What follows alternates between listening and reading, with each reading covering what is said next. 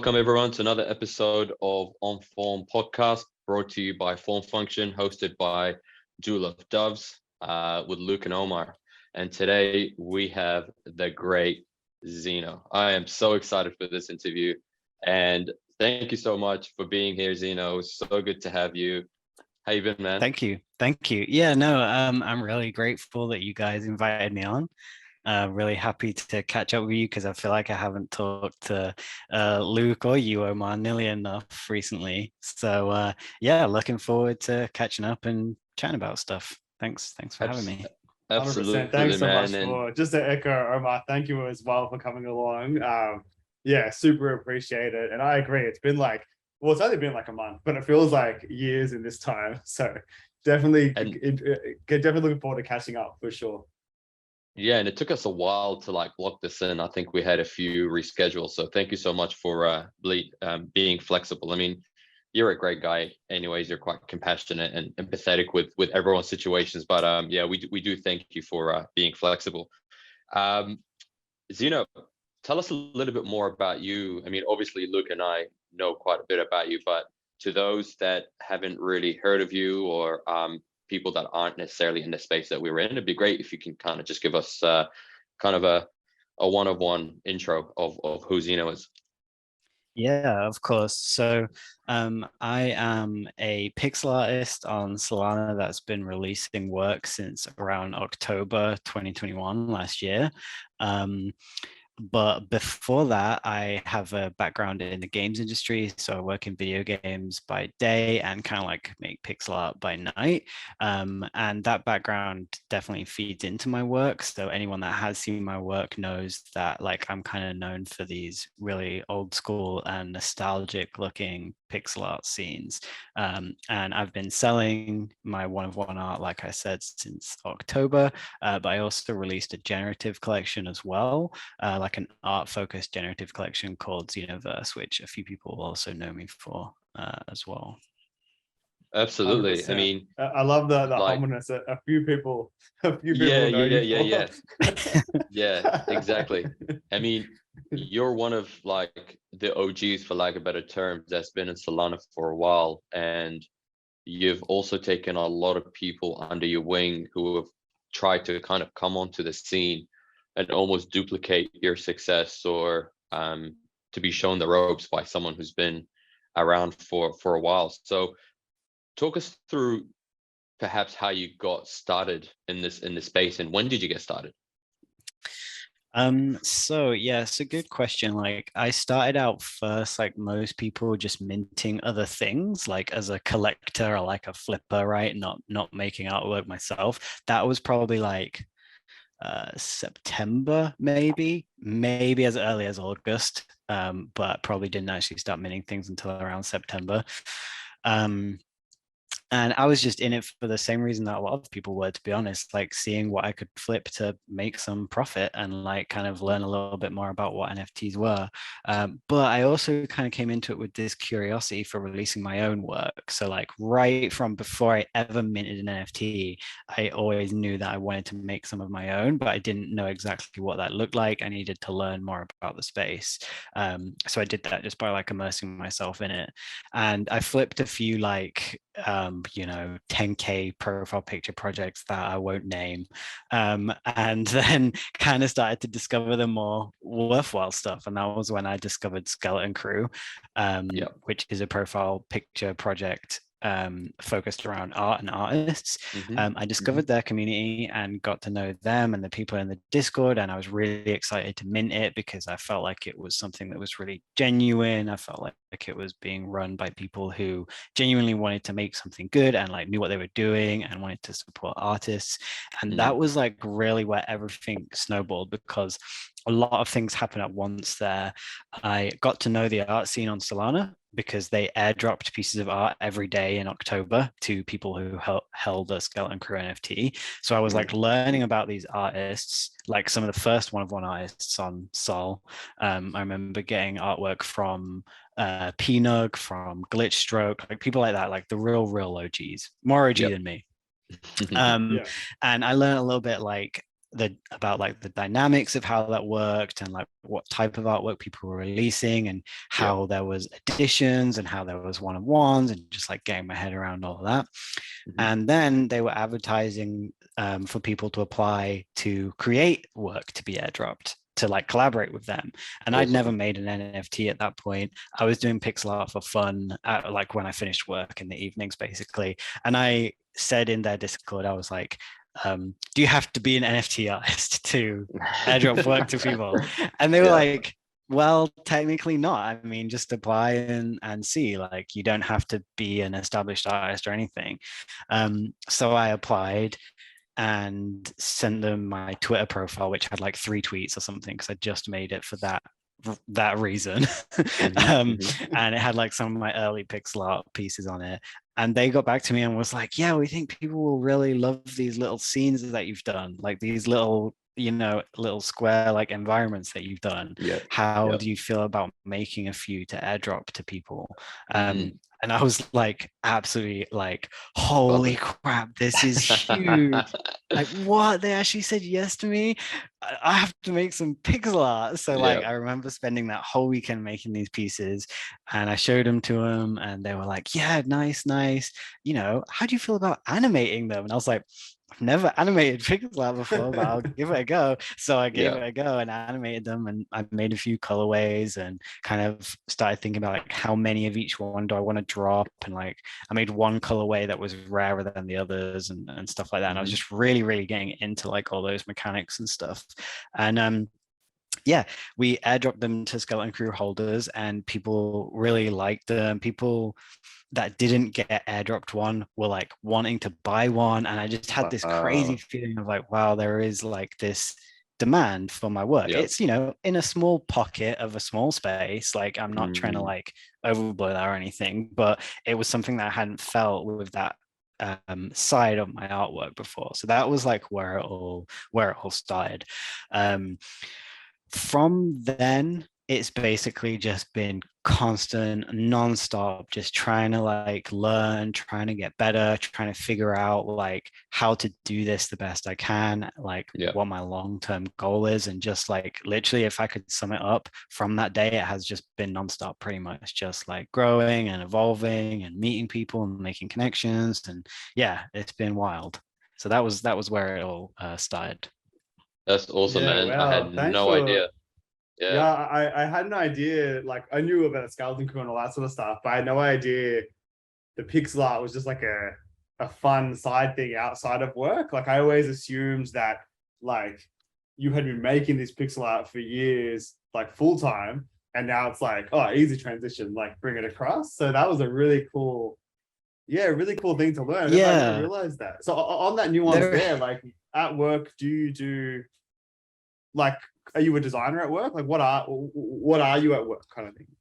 Yeah, so interestingly, I have done a bit of pixel art at my day job, but really not a lot. It's like one project that I worked on had pixel art, and maybe we'll come back to this, but that does tie in because working on that project, which I can't name because it's not been released, working on that project at work is what got me back into the idea of doing pixel art. And that's why I was picking it up in the evenings, because I'd been doing it at work and I was like, oh, I really want to do this for myself for fun, you know? So that was like a weird catalyst actually. But yeah, my day job, I specifically do UX and UI for video games. So I'm like an artist and a designer. I do like I make, you know, flow diagrams, wireframes, figure out like how the UX of a video game works, and I do all that from the ground up. And then once that is done, I also do that art on top of it. So like painting or like Photoshop, you know, to create the like final colored art assets that would go into the game. My role in that is nowadays more of a like art director style role, where I work with a team of designers that are actually like doing most of that day to day, and I'm overseeing the projects and like overseeing the studio. But yeah, that's like my core kind of skill set. In terms of like how I got into that by studying games art and design. So I also have like a foundational knowledge in game design, game development, a little bit, tiny bit of programming, and just like I guess like I have a a shallow knowledge of everything that goes into making a game, and then a very in-depth knowledge into the UX and UI side of making a game. Yeah, Man, yeah. No, that's great. I feel like you're a both, beast. Like you're like, yeah, you're just a beast. Like so much expertise, so much knowledge. Like there's just so many questions, but I won't go too deep. I cut Omar off. You go first and just say that. You're cool. Yeah, no, absolutely. I love Luke's burst of excitement because it gets me all hyped up, but then it makes me forget my questions. It's awesome that you've approached things from that UX UI, and we're gonna have so many questions for you because both Luke and I, our day jobs are in that field. We're building products and apps and what have you. But I guess before we get into the more kind of NFT and the creative side of things and the art, are you cool to kind of take us back a little bit and tell us more about your kind of background, your upbringing, what kind of got you into a creative mindset? We're always very interested to kind of find out a little bit more about the artists and kind of, get to know them on that kind of human level as opposed to the avatar level, if that makes sense. Yeah, definitely. I have touched on this in spaces before, actually, but it's a question that people don't ask very often, and I'm definitely happy to talk about it. So I always consider myself a very fortunate person in that I grew up in a very creative environment. A little bit like what I imagine probably it's like growing up with Luke as a dad, because like we're seeing all your kids' artwork all the time, right? It seems like you're really encouraging that creativity and stuff. And I feel like, that was my childhood as well. I grew up with like artists who were parents who were artists, parents who were happy for me to pursue art as a job if I wanted to, just having that like freedom to like explore those creative paths that I feel like a lot of people maybe aren't as fortunate to have because of the whole like, oh well, you can't make money from being an artist and all that kind of thing, so yeah, I from like a super young age, it was like my mind was set on some kind of artistic path, whether that was going to be like literally being an artist, whether it was going to be some type of designer, or what have you. So I studied art from like the college level or the high school level or whatever it's called in wherever everybody is from, and then studied like broadly generalized art and design, and then I studied graphic design. I spent a few years working in graphic design, doing like web design and print design and stuff, and ultimately found it just a little bit too boring for me. And that's a hard thing for me to say because I love graphic design. And I think when you're working in graphic design, you can work in some incredibly exciting projects. But for me, I wanted to explore just a slightly different side of it. And that's what led me into games. Like that was like where the maximum excitement was for me. So I basically dropped out of all of that, left my job in graphic design and went back to uni again and studied games art and design, and that was basically the last thing I remember. Since then it's just like did that, got my job out of uni, worked in the games industry for the past 6 years or so, and then I am here. Wow. Just to go back a little bit, you mentioned that both of your parents were artists. I'm interested to know what type of art were they practicing at the time and how that influenced you in terms of your thinking. If we can kind of just dig into that a little bit. Yeah, definitely. So probably the most prominent one would be my mom being a painter and an illustrator. So like specifically wildlife and natural history painting and stuff. So I've always like really loved paintings of like birds and plants and trees and stuff and like biology and things. So growing up, that was how I learned how to draw. Used to do like still life drawings and stuff at the kitchen table, learn how to like observe things and how to draw them, and kind of like how to paint and use all the tools and stuff. So that's definitely where my like fundamental artistic ability came in. And then on my dad's side, he's an artist as well, but he's also a very a technical person, like always interested in the newest technology, always wanting to like get whatever the latest, you know, development in computers was, or what have you. So we always had like nice like, you know, tech around the house. So I kind of like grew up with that early exposure to computers, like, you know, super young, learn how to use computers, but then also that early exposure to traditional art as well. So I think you can probably kind of see how these things converged into like what I do today, which is a blend of technology and of art.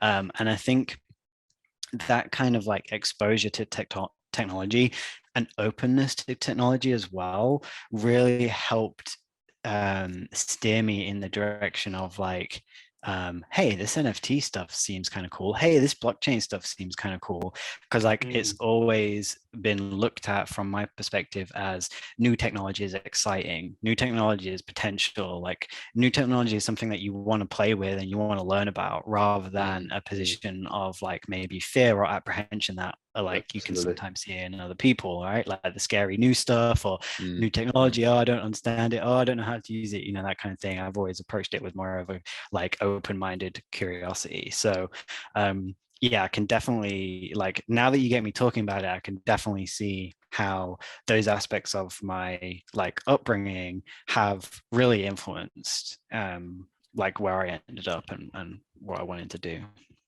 Yeah, such a great foundation, like from both parent sides. Like, yeah, getting that, so like as you mentioned, the traditional and then the exposure to tech, like that's a really good thing for me, especially with like with my girls to take note of. Like I have noticed to that point, like I'm teaching them as we go, I'm teaching them everything, and I'm up to teaching Ava how to use a ruler and how to like make art through like straight lines, and how you can like, you know, how you just like incrementally move across and it creates those cool like patterns and stuff. And it's really fun to go through that. But hearing that, like hearing you being like a product of that, it's really cool to sort of see that sort of like output, where that can end up, I guess. Yeah, definitely. Like one thing that it makes me think of actually is, so like, as you can imagine, I'm super interested in video games, right? I love video games. When I was a kid, I wanted to play a lot of video games. I still play a lot of video games. Well, actually, since I got into NFTs, I really don't play a lot of video games. But as a kid, I wanted to do it a lot. And my dad specifically did not really want me to play a lot of video games. He wanted me to like be, you know, more productive or whatever, like every parent wants their kids to do. So while I had access to like, you know, computers and stuff, I was like really steered away from using them to just like, you know, play games all the time or whatever. So I would get like a hand me down like on one of the old Macs or something. So I couldn't play a huge amount of games on it, but I would be able to get hold of like a pirated version of Photoshop and like start learning how to use that. Or like I would play online games, you know, like RuneScape and Neopets and all that kind of thing. I got really into those when I was younger, and that's what started me learning HTML. So like when I was like a pretty young kid, I started like fiddling around with a little bit of coding, like trying to make websites and stuff and playing around in Photoshop.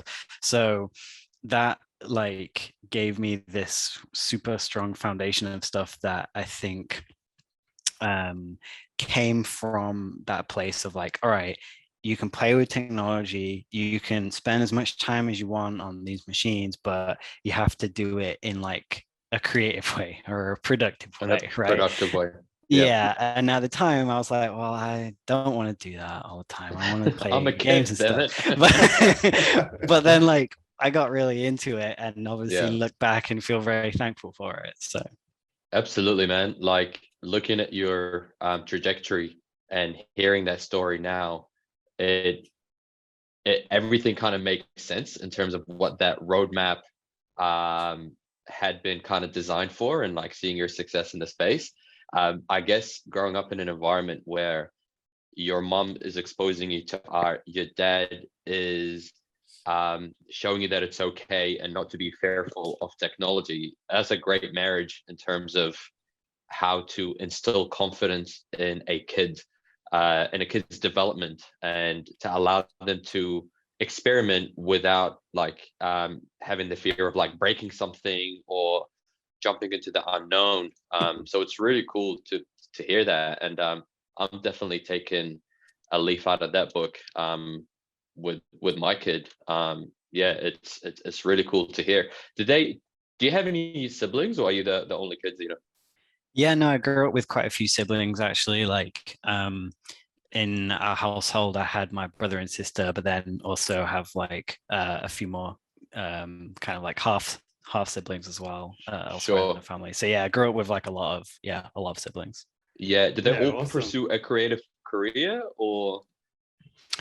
We've got a mixture actually. Yeah. Like I'd say all of us have a creative streak, some of us more than others, and all of us have a technical streak, some of us more than others. Sure. So I'd say like, you know, we all had that same kind of like environment and surroundings, but everyone is kind of like predisposed to a certain thing, right? So just because you give your kid X or Y doesn't mean they're going to get super obsessed with it. It means that they have the chance to get super obsessed with it if they are inclined that way, right?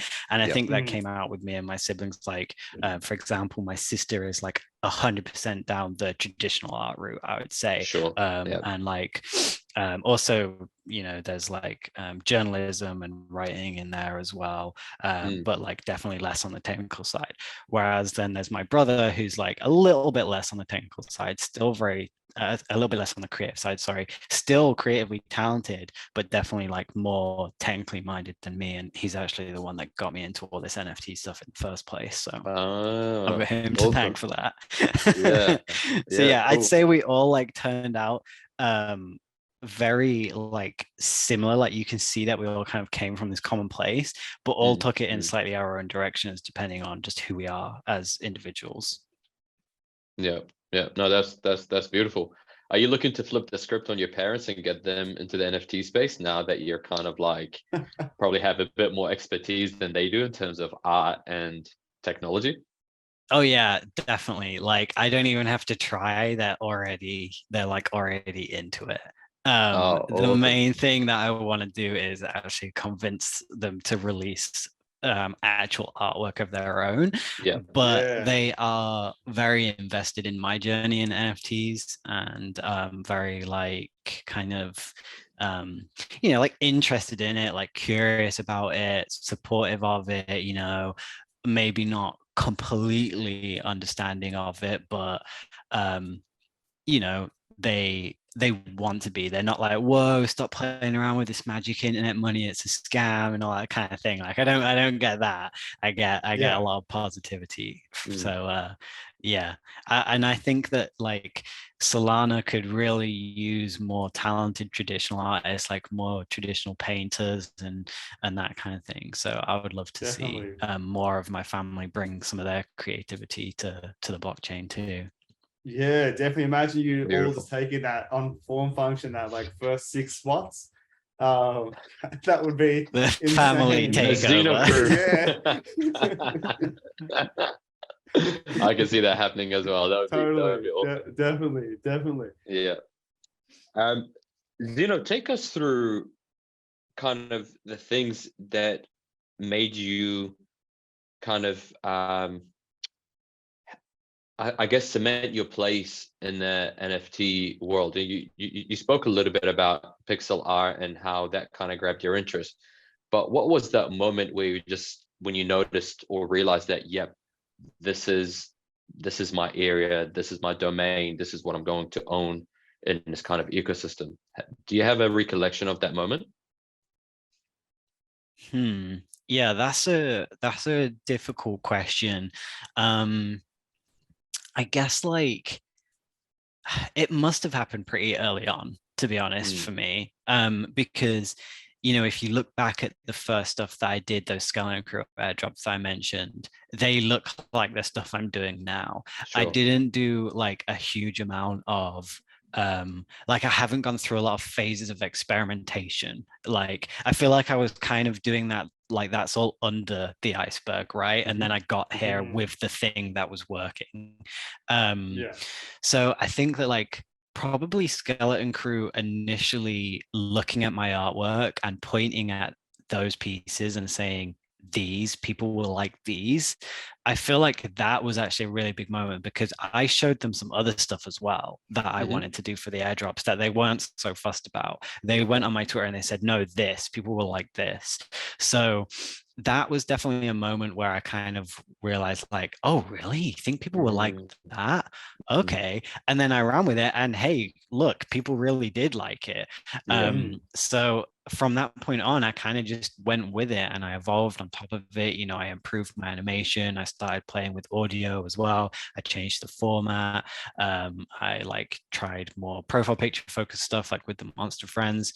But I would say that my experimentation has probably been more narrow than what you might see with other artists. Did that answer your question? It did. What I'm hearing is that it's something that kind of happened organically from your affiliation with the Skeleton Crew, and you kind of cemented your place by having those airdrops. And from what I'm hearing is that people really liked it, and you kind of just rode that wave. You were producing stuff that you enjoyed, people were interested in it, and it was just like an easy thing that just flowed. That's what I'm hearing. Yeah, definitely.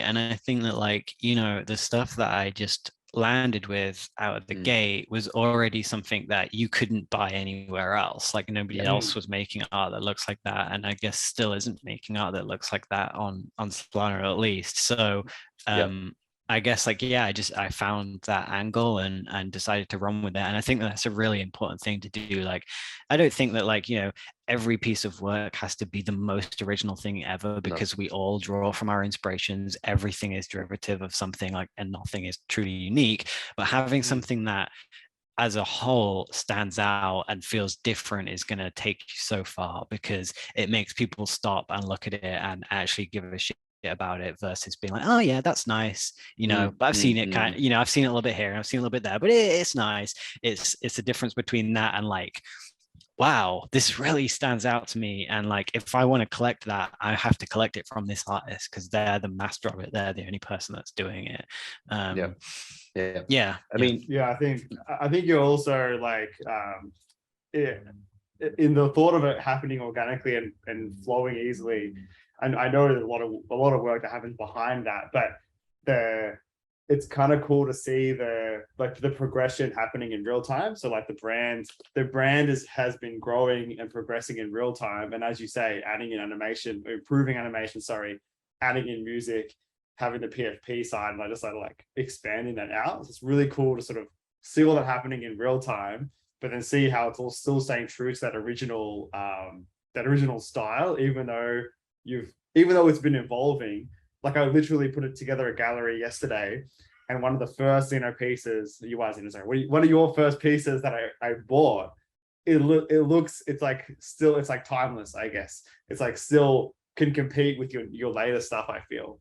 And they're from that generative collection, the pieces I'm referring to. So I think it's just really cool to see your baseline evolution, but still it's all timeless at the same time. Like, it's very, very unique, I think.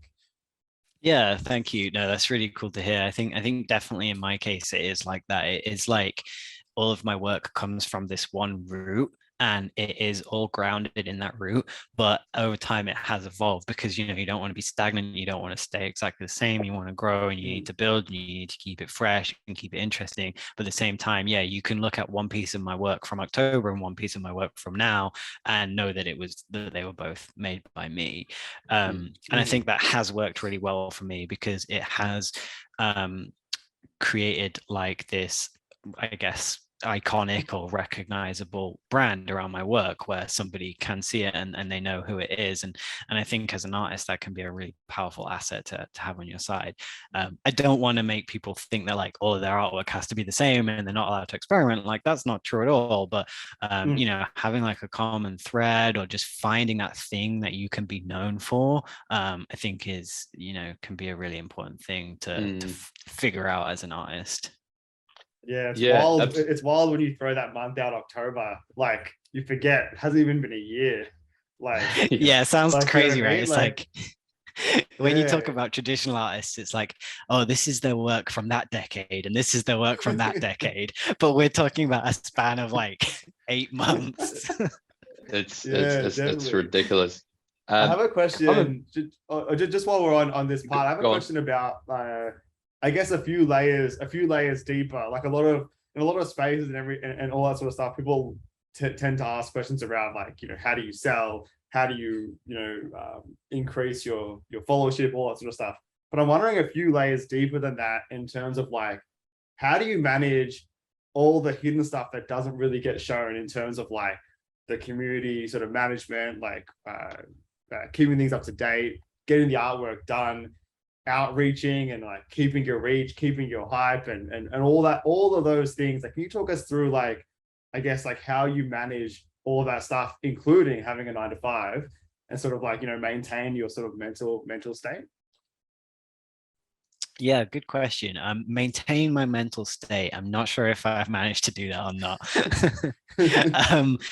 Yeah, so I think my approach to it is I keep on top of it and I do a bit every day. And like, I don't let things like build up, but I don't overdo it either. I like find an amount of time to dedicate to this every day that's kind of like manageable for me, and I do that. So like, I'll have my routine where I get up at like whatever time, and then like at 7 is when I check my Discord, and then at 8 is when I check my Twitter, and then like if I have an auction, that's normally at 11. I kind of just like keep to my own schedule, and like then have my day job in the day, and then my NFT stuff in the evening or in the early mornings and on the weekends and stuff, and kind of just like, yeah, keep on top of it, like bit by bit, day by day. I guess is the way of doing that, like a little bit of everything every day. A little bit of Discord every day, a little bit of creating art every day, and then I find that way it doesn't get like too overwhelming in one thing. It means that like one aspect doesn't get left behind while the others get focused on too much, so it kind of keeps that balance. Having said that, a better balance is something that I'm still trying to find. Like, since I started working on this, I definitely haven't taken as much of a break as I should be, or as I would like to, and I know that really I could get away with it. I know that people aren't gonna like just stop caring about me if I did do that. I know that people aren't going to be like, hey, why aren't you working on anything? But you know what it's like, you kind of get addicted to it, or like you just get so passionate about it or so into it that you just almost can't resist. Like, even when I try and take time to play a video game, my mind won't stop thinking about everything else. So like, I am trying to find a better balance with that, but I think that the key is just to find your routine and just do a little bit of everything every day, which sounds actually like really bad advice. No, I think like, do everything every day. No, I think if you break that down, like you said that in a really, I feel like a really logical way, like in terms of, absolutely. I'm the same, but not as, I haven't got times to things, not as organized. Yeah, like very much little, like small focused bursts of every little aspect every day.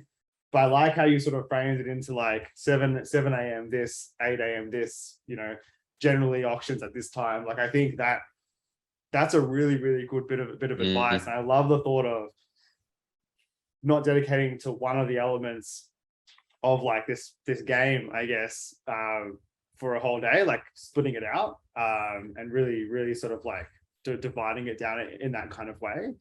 I think that's a really, really cool way to think about it. And I totally empathize with not being able to turn it off as well. I feel like for me personally, for my whole career, I'm similar to you in terms of web design. I really enjoyed it. Now it's boring and so on and so on. And I've never really had an opportunity to really give a shit about what I'm working on ever.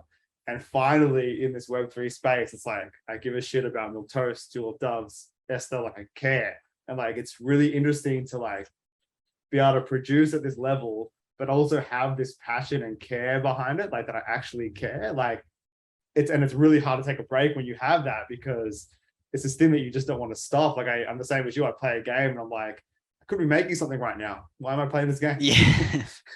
Yeah, and I can't play pixel art games anymore. I mean, you can forget about that because I'm just like analyzing the pixel art and thinking, oh, the way they animated that flame is so nice. I should take screenshots of it and then like try and improve how I animate flames. And it's like, Yeah. God damn it. But yeah, I totally get where you're coming from, Phil. Yeah, feel exactly the same. Like when I like was working in my day job and not working in NFTs, like before I got into NFTs, if you asked me like, you know, do you love what you do? Like, are you passionate about what you do? I would have said, yeah, I love video games and like it's really cool to like be a part of making them. But like really, I didn't like, you know, I don't passionately care about those games because at the end of the day, I'm making something for somebody else that's going to make somebody else a lot of money. Like, you know, Yeah. I'm not working on like an indie passion project that is the game I've always wanted to make. I'm working on like, you know, the like 6th version of a AAA shooter that comes out every year or something. And like, you know, I don't really care about that game deep down. Yep. I care about game UI. I find it endlessly fascinating, and I think it's one of the coolest problems to solve. But it wasn't until I started working on my own stuff, like on the Zen0m stuff, on the Monster Friends, that I really understood that like I want to get up at 5 a.m. every day and just make this world because I love it and I care about it, and people's reaction to it genuinely means something to me. Like the fact that people want to invest in it, or like it just affects them in some way, like, you know, it just makes them feel a certain way, like that really means a lot to me. And that's definitely what fuels the passion. Like the amount of hours that I sink into this, the amount of time and effort that I spend working on all of this, I could not do that for an employer. There's no way 100%. I could do it. Like I would not care enough to be able to keep myself engaged. I would be like too burnt out. But when you're doing it for yourself and you're passionate about it, you just find the energy from somewhere. And 100%. Yeah, I'm sure you relate, because I can definitely see that coming out in your work and the time that you spend on it as well. Oh, 100%. I 100% relate. Yeah. I feel like I've been doing this for like 10 years. I just didn't have a reason. Like I had nothing to like put it into. So the same level of work that I've been doing through NFTs is not, I've been doing this for ages, like just trying different things. And exactly to your point, like I'm just going to make this because I want to. And then that turns into, oh, now I need a website. Now I need to figure out how to distribute it. Now I need to figure out how to like get people to see it and all that sort of stuff. And then I'll just like, oh yeah, cool, I did that. Now I'll move on to something else. So like I've just been doing that cycle for ages, endlessly. And now it's like, I feel like I've arrived in some sort of way. Like interestingly, when you sort of mentioned coming into the space and observing first, like the Milquetoast team didn't even do that. We were so like, sure, we didn't even like pay attention, and we should have. Like, I'm not saying that in any good way. We should have paid attention, because we like then would have like, I feel like we would have like we would have understood the hype waves, and we would have like rode that in a better way. We've learned from it now. But yeah, we just came in like, let's just make something. We just jumped head first in the deep end of the pool, like, hey, let's figure this out as we go. And it was an awesome learning experience. Coming back to that passion point that you made, you know, about the amount of time that you put into your art as opposed to a 9 to 5. The way you framed it is great, but also once someone is in that mindset, you start to get across, okay, what Luke was mentioning, how do I distribute my work? How do I market it? How do I talk about it? So whilst the art and the passion is kind of spearheading that, you're also getting exposure to things that you may have not considered on the business front or the commercial front of your art. Is that something that you can kind of talk to us a little bit about with Xenoverse, with Pixel Places, and things that you've kind of experienced to date?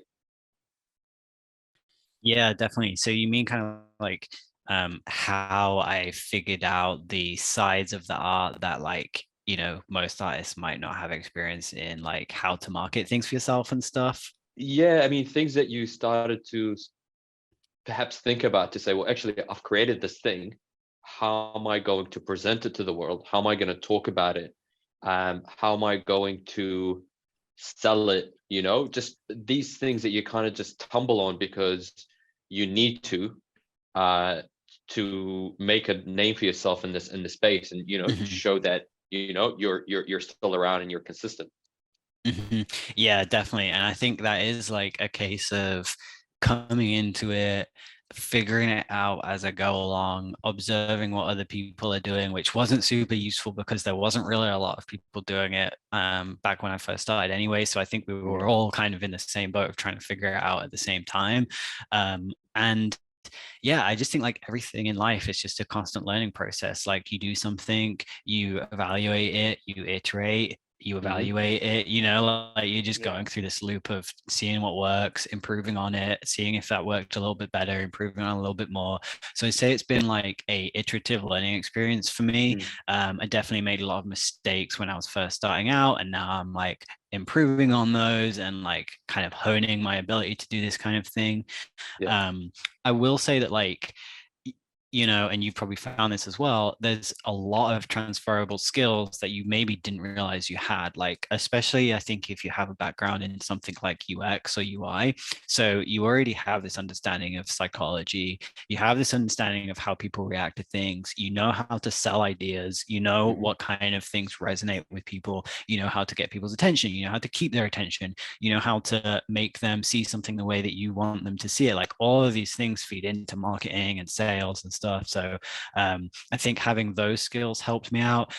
And then on like the UI front or like the visual design front, you know, those skills come in handy for how I literally present my work. Like how do I make graphics to sell my work? Like how do I present myself like as a brand and stuff? I have those skills as well that have fed into the work that I do in NFTs. And I think as simple as it sounds, sometimes that's the edge that makes you stand out compared to somebody else, because people really value professionalism in this space, I think, and they can be very like swayed isn't really the right word, but like, you know, impressed by it, or like it makes that difference between them like just looking at your work and deciding to actively invest in it because it gives them faith and it gives them confidence. It's like, this isn't just some guy like messing around and like, you know, trying to make money. This is somebody who's like seriously trying to build something, I guess. It's a little bit of an overused phrase, but it's probably the best way to describe it. So yeah, I think like a mixture of utilizing skills that I already had, and then just like learning on the job. I remember like when I first started in the space, before I'd made anything, but I knew I wanted to make something, I remember thinking to myself, nah, who am I kidding? I can't do this. I want to make the art, but I can't do the marketing. I don't want to have a Discord. Like I can't make a Twitter. Like I don't want to be like a hype guy. That's not naturally who I am. And I remember really thinking to myself, like, maybe I can't do this. Like maybe it's not what I want to do. And it turns out I managed to do it. So you know, I think like you can surprise yourself sometimes. Absolutely. It's interesting you say that. I felt exactly the same at the time, at the beginning as well. Like exactly the same, especially on the Twitter side. Like I had zero interest in Twitter and I didn't realize the power of it at all. Like I didn't, because and I think what the key thing for me was simply just getting out of my own way. I was worried people would look at me like I'm stupid for what I'm writing. And then what I realized was, as soon as I like remove that from myself and realized, oh, I'm in my own way, just like no one's really going to give that, no one cares about me that much. So I just start writing stuff. It really just it just unlocked this whole new world of like freedom, I guess. Yeah, same. Me too. And I think like there was something that clicked in me that we realized that marketing doesn't have to be gross, like icky. Actually, marketing can just be having a conversation with somebody, just like you can treat it very like candidly, very casually. It's about making connections with people. It's about just making friends, and like it's just about being active. You don't have to be like this sleazy salesperson. And I think I kind of realized that I'm sorry that I keep talking about Skeleton Crew, but they're very, very relevant to everything that I've done. So it's really hard not to mention them. No, but that's cool. I think I realized this quite early on in the Skeleton Crew Discord, like when I first did that airdrop, and people were talking about it in their Discord and saying like, oh, hey, I really like your art. Like maybe they asked me a question about it, asked me if I'd done anything else. And I was having those conversations with people and sort of realized like, hey, this is me marketing myself. This is me marketing my work, but I'm actually just chatting to people in a Discord server. I'm not like dropping in somewhere trying to shill something.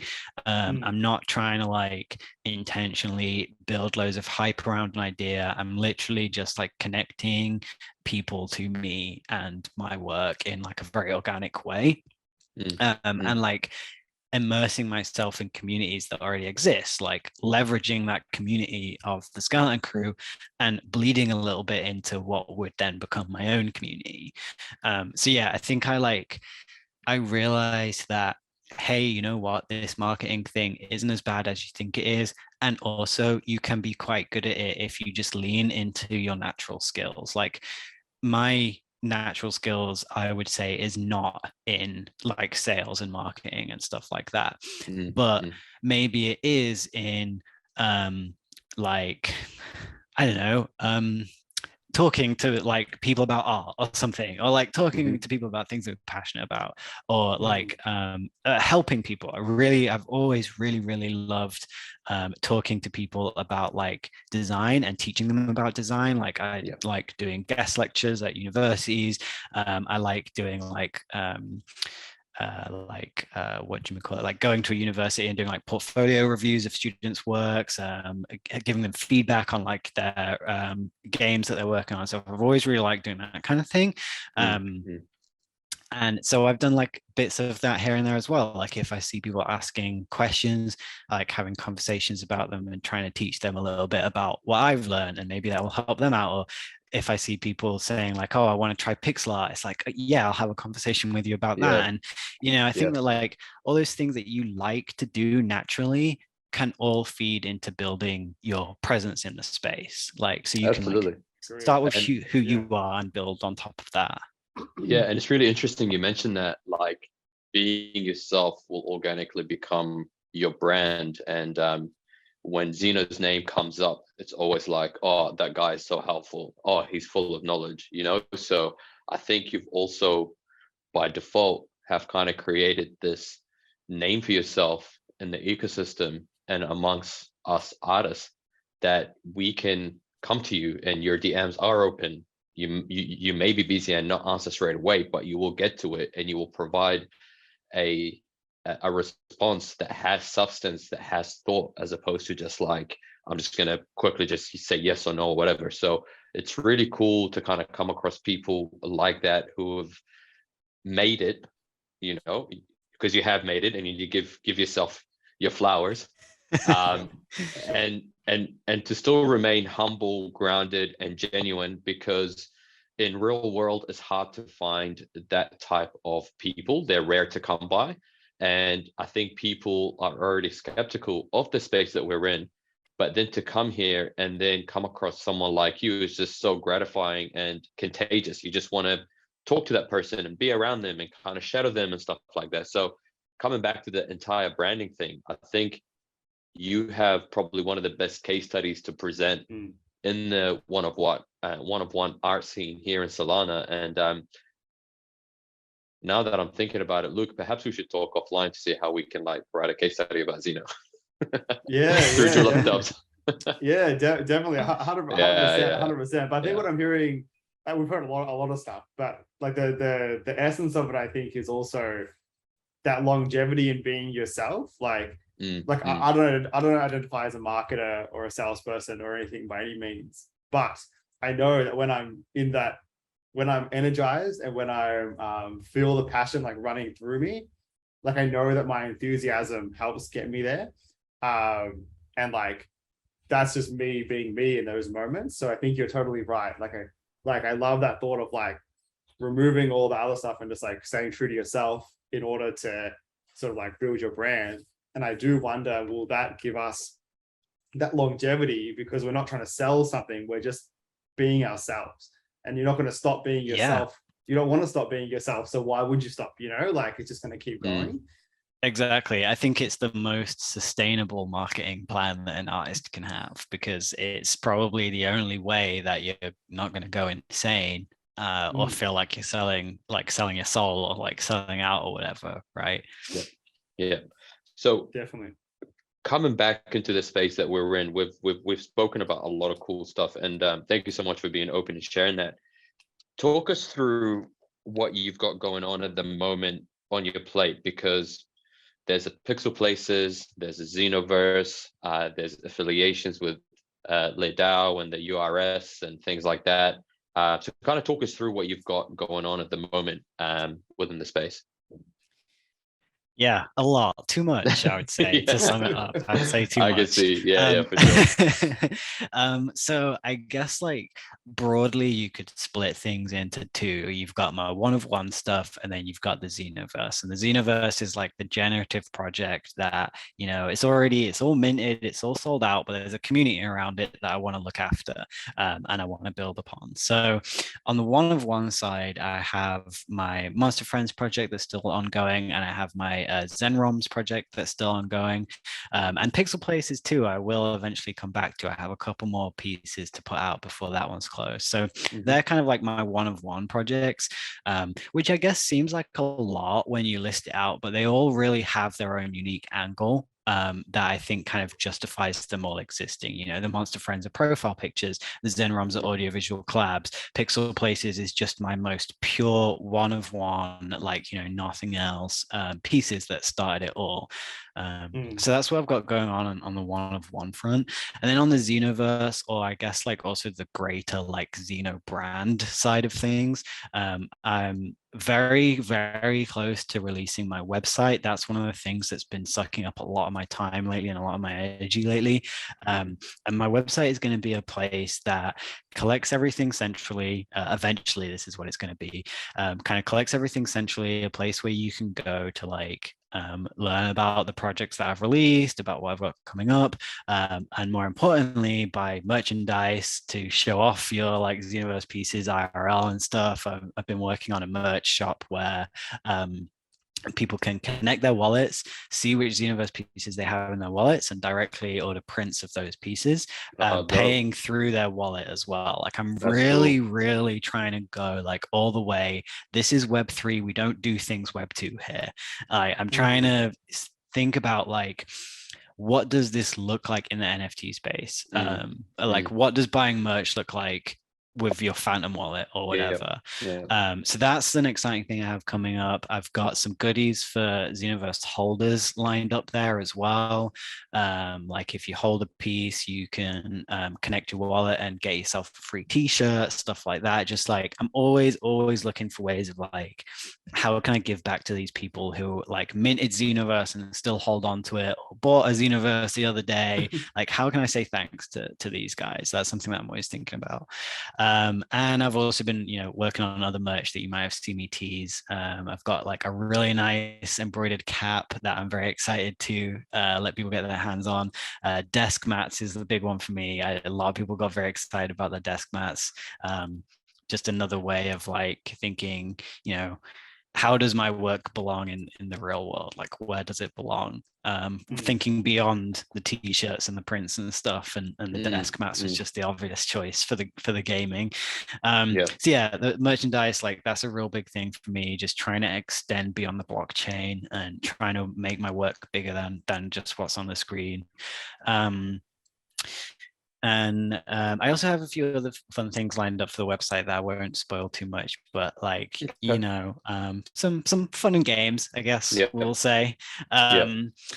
And other than that, you mentioned partnerships. Like that is definitely something that I spend a lot of my time on, is connecting with other projects, connecting with other artists, creating things together, creating work for projects, all of this stuff kind of like feeds into making my name bigger in the space, earning money to sustain myself on art. Like, you know, that's something that we don't want to skip over. Like, I'm trying to make a living out of this, so I'm trying to make connections, I'm trying to take jobs, like I'm trying to, you know, be full-time Web3, and then working with other artists to like build on what we can do alone, to see what we can create together. So things like Echo Collective, things like Esther's Fair, those kind of things where it's just artists coming together, putting their skills together, and like making fun stuff. And this all kind of like, all of these things I'm doing all contribute in their own ways to, like, I guess the ultimate goal, which is connect my art with more people, make a living off creating art, and become bigger than just an artist on the blockchain. Like, become, you know, everyone's like throwing around these words about like, oh, you know, building a brand, whatever. But like, you know, really, I really mean it. Like building something bigger than we just see you, man. NFTs. We see you. Oh yeah, for sure. Yeah, for sure. Like Monster Friends household name. That's the goal. Talk us through your membership, or I think affiliation with the URS and LeDao. Like, what does that look like for an artist like you? I mean, you don't have to disclose everything, but interested to hear a little bit more about it.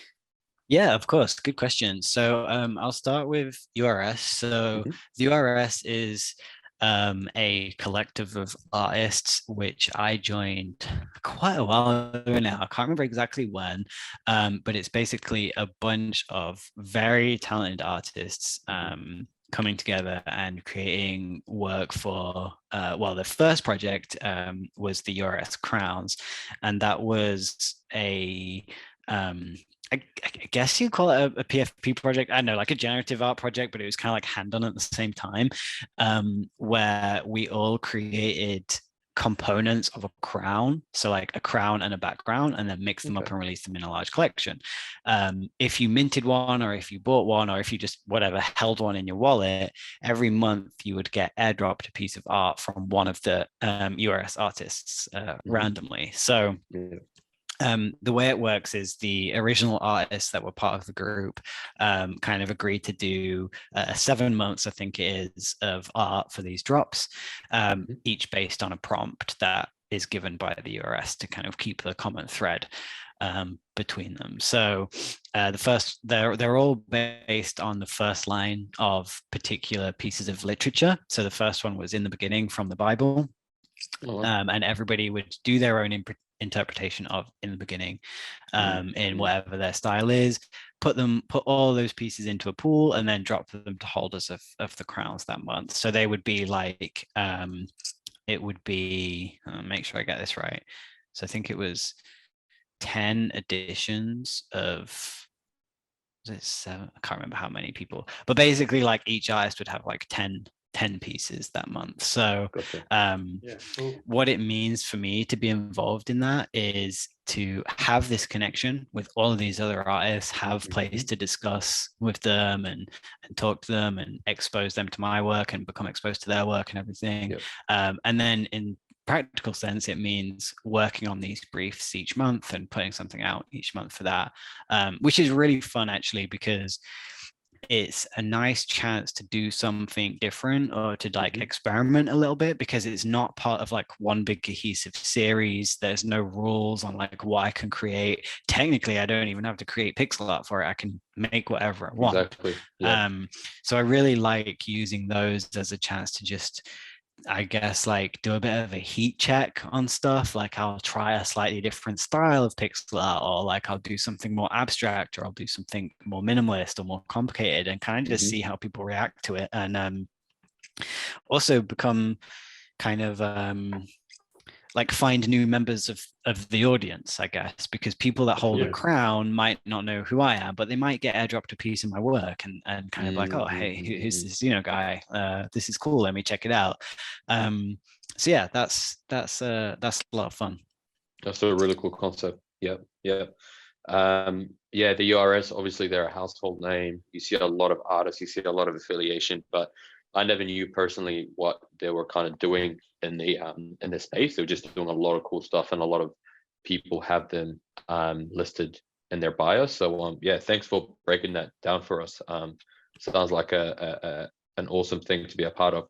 You talked about your own collection, and because you're not just an awesome pixel artist, and I actually want to remove the pixel from your title. You're just a dope artist, because you can do so much other as well, so many other things.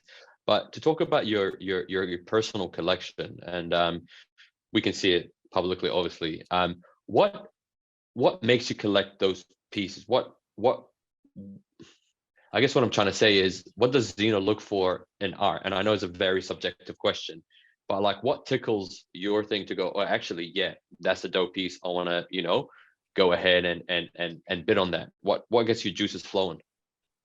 Yeah, I think it's a good question, and it's a good thing for artists to understand why people make these decisions as well. For me, there's definitely two parts of it. There's one side of me that's just like, pretty shiny thing, give me it. Like, I don't care, right? I just see it, I just like it, I want it. And sometimes that is all that drives my buying decision. In like, on a more serious side of things, like, let's say we're talking about a bigger investment, or I'm thinking about buying a piece as an investment rather than just a piece of art that I want to own, there's a little bit more that I'll think about. Often I'll try and have a conversation with the artist, because I want to know, like, where's their head at, what are they thinking, what's their approach, do they have a plan, like, do they kind of like have an idea about what they're doing here? And like, I'm not saying they need to have all the answers, but I want to know, like, from what perspective they're approaching it. So I'll often try and like reach out to the artist and see how they respond to my questions about like their process. I'll ask about their plan for a series. So let's say I catch the first piece, I might ask, how many do you have planned? Like, how often are you going to release them? That sort of thing gives me a bit of an idea of how this could actually perform as an investment if I wanted to see it that way. Because I'd be looking for an artist that is dedicated, looking to see something through. They've thought ahead. They understand the kind of dynamics about something. They're not like about to drop 100 more of the same thing tomorrow, but maybe they're going to like be a little bit more slow about it. I want to understand that they can manage their supply quite sensibly, things like that. I like to know, I guess, why people are creating something, like what led them to create that thing, if there's like some kind of like journey or meaning behind it, or it doesn't have to be that deep. Like, I'm not gonna pretend that every piece I create has like this real deep meaning to it. Some of it does, some of it doesn't, some of it's just because I want to create a nice place for people to escape to. But it's nice to know what that inspiration is, if any, and where it comes from. It definitely adds more context and excitement to the piece that you're about to collect. I do that on the opposite. So when I win a piece, that's when I DM the artist and go, hey, I love this piece, it stood out to me. Like, sometimes I don't even check their Twitter or followers or their profile or whatever. I just keep bidding until I win it, and then create that dialogue. But it's interesting to hear that you do it kind of to kind of assess the situation. But I guess, obviously it depends on the price and how much you're willing to invest, which is very important to kind of do it pre. Yeah, definitely. I guess like you think of it as like a bit of a screening sort of thing. It makes it sound kind of cold, but like, if you're, it's easy to forget how much money we're all throwing around here. Like, sometimes it gets serious pretty quickly. But yeah, that's something I do like to do. And also it's just nice to get to know other artists, because they could probably teach me something as well. And what else do I think about? Beyond obviously like really just aesthetically liking the piece, I guess I don't care about how many followers an artist has or anything like that, but I guess I will look at their profile and think, like, how are they managing their profile? Like, is it easy to understand like who they are? Is it easy to find where their work is? Do they have work on other platforms? Like, are they releasing stuff on Ethereum? Can I get an idea about like their price and performance on Ethereum? What do they tweet about? Like, are they showing their work? Are they showing like sneak peeks, works in progress and stuff, like that kind of thing. It's just nice. Like, I'm not saying that any of that's going to sway my decision necessarily, but it's something that just helps me build this like picture in my head of who this artist is, and if there's somebody that like I want to keep an eye on long term and stuff like that. It's funny. It's really funny you say that, because in everything you just said, that just happened to me yesterday. Someone got into my DMs and asked me pretty much exactly what you just said. And it's the first time it's happened to me pre-purchase. And it was just such a cool little interaction, because I feel like I sort of started to make an acquaintance, which will hopefully turn to like a friendship, like eventually through that. And I was like very forthcoming, just like, you know me, I just say whatever. So I just said everything. But I had an answer. Something? Yeah. I won't say their name, but they got something. They bought something, and then they came into the mob and everything. But like, it was a really cool interaction, because it was like a two-way interaction. I had everything already thought out, so I could say it all.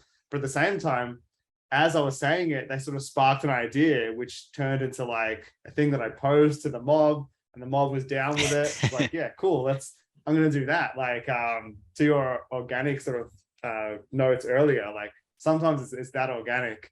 I find with me as a collector, sometimes I just want to kick people's stuff off. Like, I am so grateful when my stuff gets kicked off, because like, it's hard sometimes when your auction's just sitting there and it's like, fuck, no one's gonna fit on this. So like, sometimes kick things off just for that, like just because I can. And yesterday it's a really good point, actually. Sorry, Luke, carry on. Oh, I was gonna say, I put my me and Omar put our collection together yesterday for Duel of Doves. And when I went through, there were all these pieces I didn't even know I won because I just kicked things off.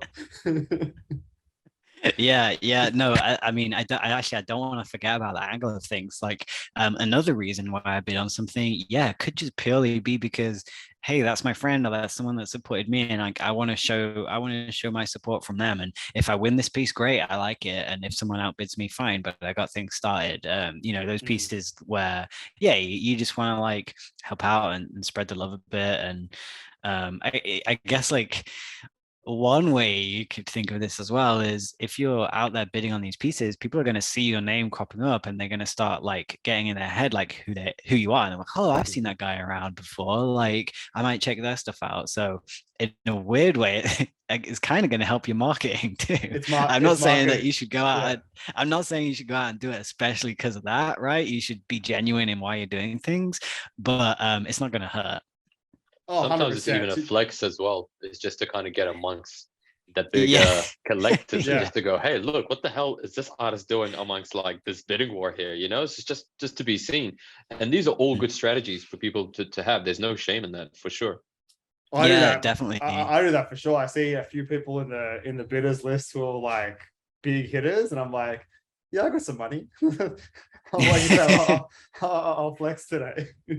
It's just like getting your like face out there basically, and trying to get people to notice you, as shallow as it sounds, but that's what the game is about. There's like, one of the first things I learned from AO, from Skeleton Crew, when I was working on Xenoverse, because she gave me guidance on the marketing for Xenoverse, was like, there is a lot of noise. The whole space is filled with noise, and you have to be very loud and very not in people's faces, but like, you have to be very apparent for anybody to notice you, to the point of like, I would say, get to the point where you feel like you're probably being quite annoying, then you're probably being just loud enough. Like, because you're almost definitely not being annoying. Like, people might see one of your tweets, right? And you feel like you've just been tweet storming like way too much, right? And if you're lucky, someone catches one of them. So that is something that I learned, is like, just be there. I'm slowly starting to get that with my photography, because I was just so nervous. Like, you see me, I'm a confident dude. I can like control a room, like in my day job, I'm in management, whatever. But then when it comes down to like my own work, my own creative outlet that I'm putting out there, and then I'm having to kind of talk about it, and people buying it because they appreciate it, I'm like, holy shit, what is going on here? I'm not used to that type of feeling, but I'm slowly starting to get out of my way and slowly starting to do what things that you and Luke have mentioned as kind of seasoned artists and designers. And I'm slowly starting to kind of get out my way and just go, no, you know what? Like, I've kind of earned this and I can talk about it to a certain point, you know, not to like brag and stuff, but yeah. And just now what you mentioned about just like, not overexposing yourself, but like in your head, you're like, no, hold on. I've tweeted about this like 5 times, but to someone who's in the ecosystem, they might have seen maybe one of those tweets. And yeah, I'm slowly trying to get over that part of it, but I'm still struggling. But yeah, it's crazy how that works. It's just reframing. It's just reframing from shill to reminding. I'm not shilling, I'm reminding people. And I think if you think of it that way, because like no one's going to remind someone that my auctions have got 1 hour left besides me. No one's going to be like, oh, hey, everyone, Luke's got an auction finishing an hour. Like no one's going to do that. I have to do that. So it's just like reframing it, I think. Yeah. And also putting yourself in the shoes of the other people, right? Just flipping the perspective and think, how many times has somebody's tweeting annoyed you? Have you ever thought this person tweets too much? I mean, in my experience, I've never thought that before. I've never thought like, wow, this person needs to cool it, because like we've just said, we're all following, you know, so many people, or the timeline just moves so quickly. Like you just don't really get that effect. I think probably the only thing that could create that effect is overusing Discord pings. That's probably the only thing. Like if people are like pinging everyone and pinging here like too many times a day, then your server's probably just going to get muted, and then your engagement might suffer from that. But if we're just talking like, you know, tweeting stuff out, whatever, like if you kind of like can't do it too much. Yeah, for That's sure. a good point. That's a really good point. I've never, ever looked at someone else's tweets and been like, yeah, you gotta chill. You're totally right. I've never thought that. That's a really good way to think about it. Definitely. I think that's probably what helped me get over it a little bit. Yeah, I think I just need to put it into application and then kind of assess it afterwards. And have a debriefing session with myself to say, see, it wasn't that bad, you know? These guys have been doing it for so long. It's just practice as well. You get more numb to it. Like actually on the topic of Discord as well, I remember the first time I pinged everybody in the Skeleton Crew Discord channel to let them know something about Xenoverse, because my Discord actually started out as like a sub channel of their Discord. The first time I went to ping at everyone, it was like, are you sure you want to do this? You're about to notify 9,000 people. And I was like, no, I'm definitely not sure about this. But AO is telling me to do it, so I'm going to do it. And I was super nervous, like, oh, am I going to annoy these people? Like, they're going to get this notification and then they're going to be annoyed or whatever. And yeah, you kind of like get over that quite quickly. Like, I don't have 9,000 people in my Discord. I think I probably notify like 300 people whenever I do one of those. And like I said, I try not to overdo it. But yeah, you become like more like accustomed to the kind of platform, right, that you're on. Like at first I definitely felt very conscious of myself. Like you feel like you're standing on a stage, right, like speaking to all these people and they're all like watching you speak, but it's not really like that at all. It's not like you're on stage and everyone's looking at you. Actually, it's like you're in a really crowded room where everybody's at the same level shouting over one another, and you just have to try and be the loudest. Yeah. Sure. And I think in that, to that topic, there's something to be said, like gratitude for the lurkers, because I think there are a lot of lurkers who do see us, who are paying attention, but don't necessarily react, like react through like an emoji or like respond. And I've noticed that a lot. Like I think I'm starting to realize that with I recently migrated the mob from a Twitter DM into a server, and it's very quiet, but I'm kind of basking in that quietness. Like I want to try and foster an environment where we come here to get something done, let's do it, and then let's just go move on. Like you don't have to hang in here, kind of thing. And I haven't said that out loud to everybody, but like I kind of am enjoying that's kind of how it's rolling out. To your point though, on the at everybody, actually the flip side of that for me on Discord is whenever I see it at everyone, I feel a slight bit of relief, because it's like, oh, it's not about me. Oh, good. Okay. You know what I mean? Yeah, I can see that. I can see that. Yeah, I see what you're saying about like the mob and stuff and the lurkers. I think it's a really good point. Like a lot, I don't know, maybe the majority of the space lurks rather than interacts. And we can probably flip that again and do the same thing. And if you think about like how you engage with other people's things, how many things do you see versus how many things do you engage with? Like literally, like, how many things do you reply to? Or how many times do you even remember to like it? Like sometimes I'll scroll past something and be like, oh, that's cool. Oh wait, I forgot to actually like it, you know? And I think only when you're an artist that has like you know, is striving for that engagement, do you start to realize like how, you know, oh, I really should take a second to stop and like that or leave a comment on that because I know how much it means now. But for most people, like they're just getting on with their day. They're just scrolling through stuff. They're just reading stuff. Like, so yeah, definitely probably like take for granted how much people do actually see and pay attention to, even if they don't leave a trace of that. 100%. Yeah, it's a really important point. We're starting to slowly wrap up. You know, we don't want to obviously take up too much of your time because we could be sitting here for another 2 hours chatting about all this and extracting 100%. So many gems from you. But I guess what I wanted to know, and you've mentioned a lot of things that would probably tie into this, the answer of this question. But as an artist and as a prominent figure in the Solana ecosystem, what do you want to be known for? Like a few years from now, when people look at Zen0m, what does that vision look like? Or you as a personality, as an artist, as a creative individual, you know, how do you want people to kind of talk about you in a few years' time?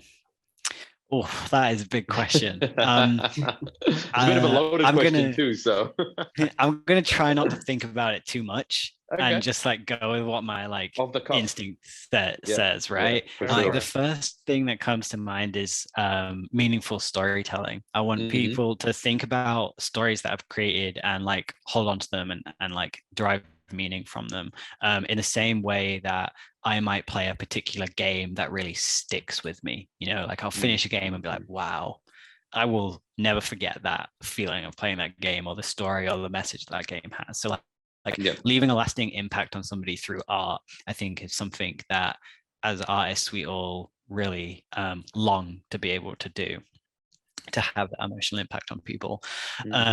On the other side, I would really love to be known for doing things that nobody else had done, like to be, I don't know, one of the like pioneers of the new kind of art world or something, right? Like one of the first artists to do like, I don't know, one of the first prominent figures in crypto art. Like I know we've already got a bunch of those huge ones already, but like in the grand scheme of things, I'd like to think that we're still in pretty early days and there's probably still a chance for more of us to become those future figures of like, you know, back when NFTs first began, artists like so-and-so and artists like so-and-so were doing this and trying that.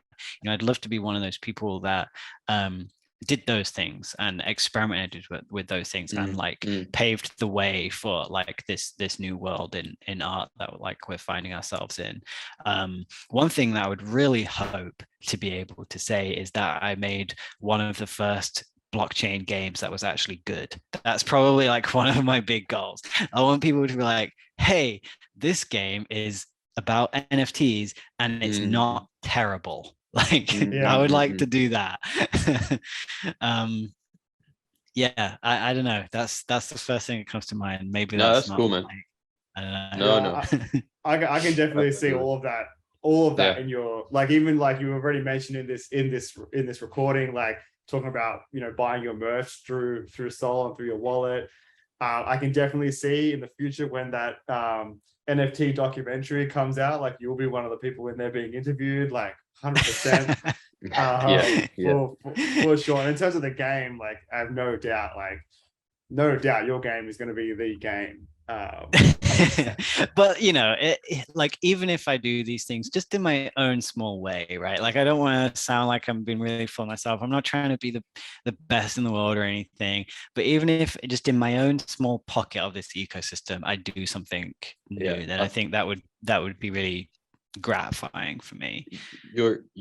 Your dedication to to Solana, to artists, to your art, like speaks volumes. So you don't have to verbally kind of justify that at all. Like you're already at that level where you look at your work and you're like, oh yeah, of course, that's that dude, you know, like you're the guy who's been around for a minute now, but you've been consistent, you've dedicated so much to it, and you're constantly innovating. Like it's awesome and it's inspiring to see.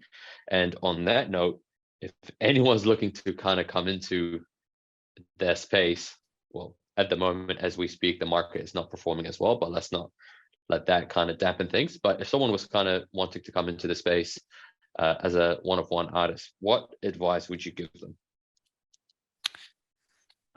I would say what we were talking about earlier about observing the space, learning about the space. I think that's a really key thing. Like immerse yourself in it, observe how it works, observe like what works for other people, which will be a multitude of different things, because it's not just like one size fits all. See what works for person A, see what works for person B, and learn from that, and try and figure out like where you might be able to carve out your niche. And that would be another good point as well, carving out your niche. I think that you have to do something that is not the same as what other people are doing. You have to do something that is uniquely you, or just bring something new to the table in some way. It can still be a spin of something else, right? Like I'm not the only person making pixel art. I'm really glad that I'm not the only person making pixel art, but I'm the only person making pixel art in my way. And I think that's partly how I managed to become more successful with it, is because it's not the same as any of the other pixel art that people are making. So yeah, observe, learn, find out, like, I guess, you know, what your USP is, I guess, to like, you know, boil it down to something like that.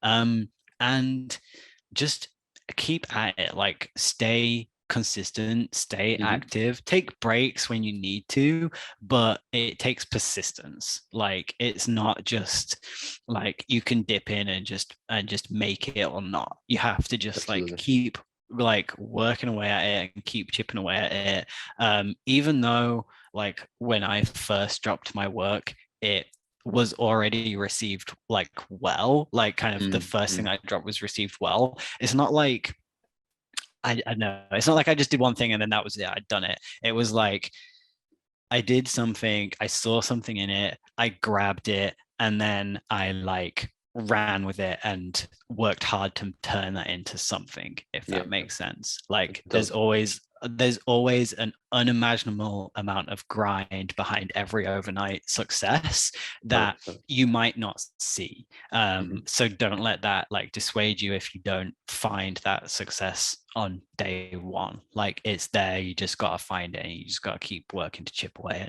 and reveal it. Yeah, no, awesome. Thank you for summarizing that. Even me, who's been in this space since August with the Milk Toast crew, like there's still a lot of learnings to be had, and breaking out and trying to do this one-of-one, like that to me is still fairly new. So thank you so much for that advice. I'll definitely take it on board, me personally, and try to run with it. Yeah, you're welcome. We're obviously wrapping up. We don't want to take up too much of your time, but we also wanted to know if you wanted to plug yourself in, you know, tell us a little bit more about what's coming up in the Xenoverse galaxy, galaxy. Yeah, definitely. I mean, like I said earlier, there's a lot to think about. I guess I would just say keep an eye on what I'm working on, because I'm working on a lot of stuff. Keep an eye for that website. If you don't have a Xenoverse yet, I would definitely, you know, be eternally grateful if anybody listen, pick one up, because there is some fun stuff coming.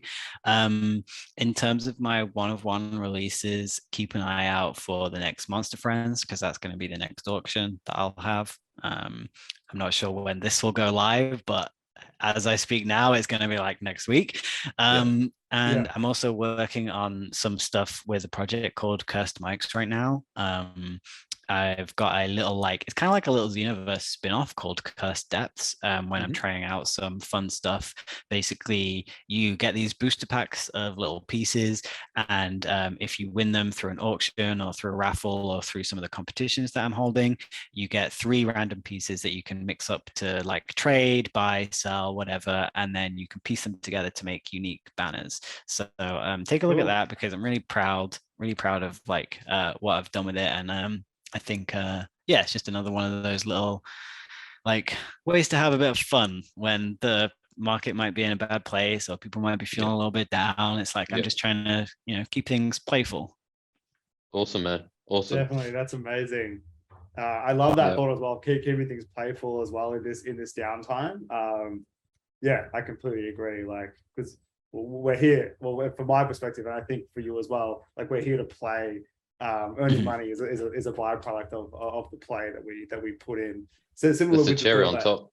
Yeah, similar with the thought of that grind. Like it is a grind, but it's also kind of a play, and it's part of that journey. Which sometimes I have to like sit back and remember, like this is actually the most important part. One day I'll look back and that's the goal of like what's happening right now. Definitely. Yeah, like just not losing sight of like why we're in this in the first place. Like, why did I start doing this? Because I wanted to make pixel art that told stories. That's honestly the reason why I got into this. Like, I think a lot of the headlines that you see about NFTs, it's like 11-year-old makes $4 billion by selling like pictures or whatever, right? That's not what got me interested in making it necessarily. Like it just seemed like a really cool way to leverage new technology and connect with people and trying things. And I think it's good to not forget that, you know, when things are like seemingly going downhill.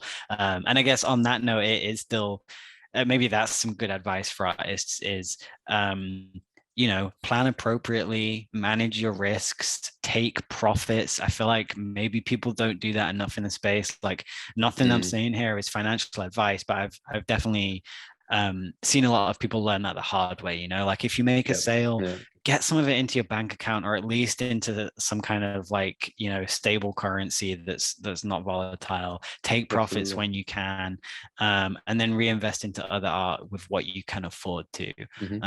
And just, you know, always have a plan for if things do go downhill.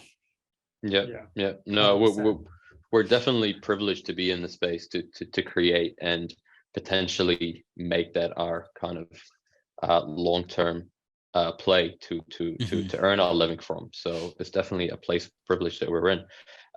Any final thoughts or anything that you'd like to mention before we let you go?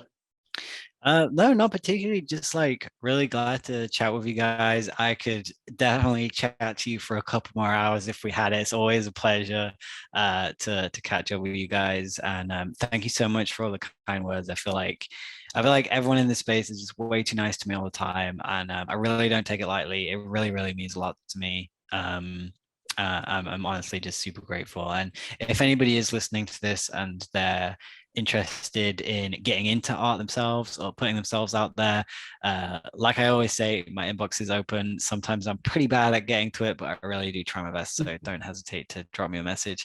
And if anybody is listening to this and like doesn't know anything about my work and wants to know more about it, my inbox is always open for that reason as well. I'm always happy to like answer questions about my projects and about my artwork. So yeah, always just down to chat pretty much. And yeah, thank you again, guys, for having me. Your slogan should be the nicest guy in NFTs, because you literally are like,